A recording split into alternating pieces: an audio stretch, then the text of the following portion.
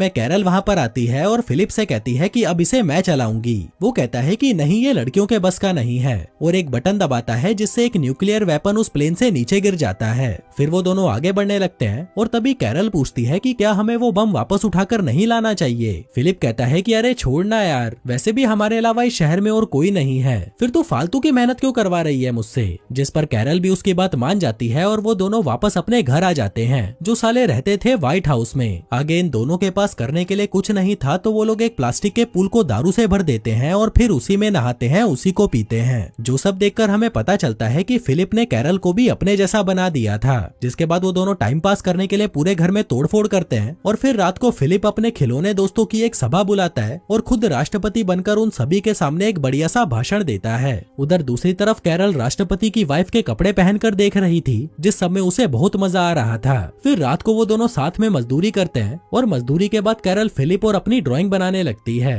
तभी फिलिप पूछता है कि क्या हम लोग हमेशा के लिए व्हाइट हाउस में नहीं रह सकते। कैरल कहती है कि नहीं, क्योंकि मुझे यहाँ पर बिल्कुल भी मजा नहीं आ रहा। वो कहता है कि ठीक है, फिर हम अपने घर की खोज जारी रखेंगे। जिसके बाद सुबह होते ही वो दोनों वहाँ से निकल जाते हैं, जहाँ फिलिप कैरल को सरप्राइज देने के लिए उसे उसके पुराने घर में ले आता है, जो देखकर वो बहुत खुश होती है और फिलिप को अपने पूरे परिवार से मिलवाती है। फिर रात होते ही वो दोनों वहीं पर रुकने का फैसला करते हैं, लेकिन तभी कैरल उसे कहती है कि मुझे तुम्हारा सरप्राइज तो बहुत अच्छा लगा, लेकिन मैं यहाँ पर भी नहीं रहना चाहती। जो सुनकर फिलिप भड़क जाता है और कहता है कि मैं समझ गया तुम्हारा क्या इरादा है, तुम वापस टक्सन जाना चाहती हो क्योंकि वहाँ पर तुम्हारे सभी दोस्त हैं, लेकिन मेरा क्या, वो सभी लोग मुझसे नफरत करते हैं, यहाँ तक कि वो काला बोरिस मुझे जान से मारने की फिराक में बैठा हुआ है। कैरल कहती है कि यार उन बातों को 6 महीने बीत चुके हैं, अब तक तो उनका गुस्सा भी ठंडा हो चुका होगा। देखो यार, हम मुट्ठी भर लोग ही तो इस धरती पर जिंदा बचे हैं, इसलिए हमें मिलजुल कर साथ में रहना चाहिए। फिलिप कहता है कि तुमने ही मेरे साथ रहने का फैसला किया था तो अब मेरे साथ ही रहो, क्योंकि मैं तो वहाँ पर किसी भी कीमत पर नहीं जाने वाला। जो सुनकर कैरल गुस्सा हो जाती है और दूसरे कमरे में सोने चली जाती है।